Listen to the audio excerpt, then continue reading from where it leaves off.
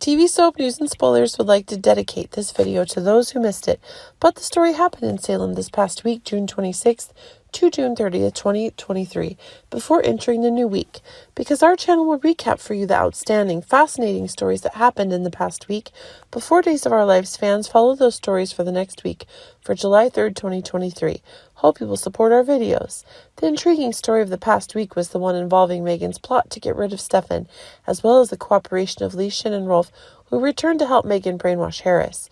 Meanwhile, Kate and Harris discuss their plans for Megan. Harris assures her that he won't give up. He told Kate that he had installed a tracking device on Megan's car and planned to drive her out of the mansion after she left. And in the confrontation with Megan, Harris was attacked from behind by Leishan, causing him to become unconscious, and then the two brought Harris to Rolf's laboratory, where they had prepared. And Lee uses Harris's phone to text Kate back and tell her the mission is done. When Harris woke up and realized he was tied up, Megan tells him that Rolf will put him back under her control, and Harris is furious.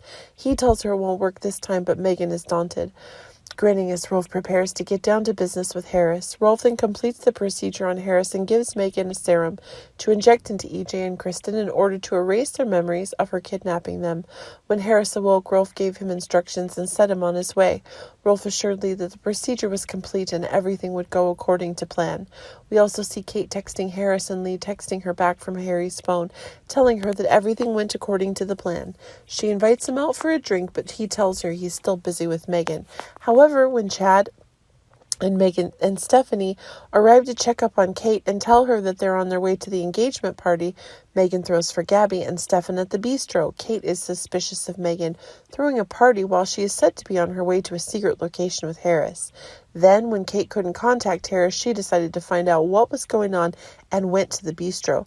She runs into Megan in the square and is angry about Harris's failure to complete the mission. Then Megan walked in with a bottle of champagne. She gives an emotional speech about her family and then acts shocked when Harris walks in and pulls a gun. We all know Harris is brainwashed and his target is Stefan, but that story plays out rather complicatedly next week. The victim in the shooting this time was another person because Stefan and Gabby are safe. Speaking of Kristen and EJ, they both don't show up with Gabby and Stefan's engagement party because Megan locked them up in Tamara's basement. After Rolf finished brainwashing Harris, he gave Megan the potion to make Kristen and EJ no longer remember what happened recently. EJ and Kristen called for help, but no one heard them. Kristen worries that Megan is going to kill them, but EJ doesn't think she will. Megan then goes down to the cellar and asks EJ and Kristen her plan for Stefan before injecting the serum to erase their memories. After Megan leaves to attend Gabby and Stefan's engagement party, Leah was searching the mansion and finds Kristen and EJ in the cellar as their memories begin to fade from the injection. We also know that Leo shows up in the cellar to find out Dimitri and Megan's plot because he is sure that they are tricking Gwen.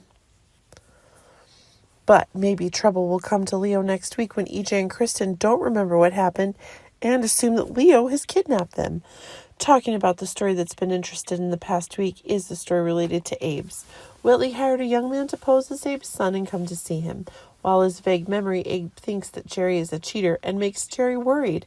While Whitley was questioned by Eli about Abe's disappearance during Whitley's absence.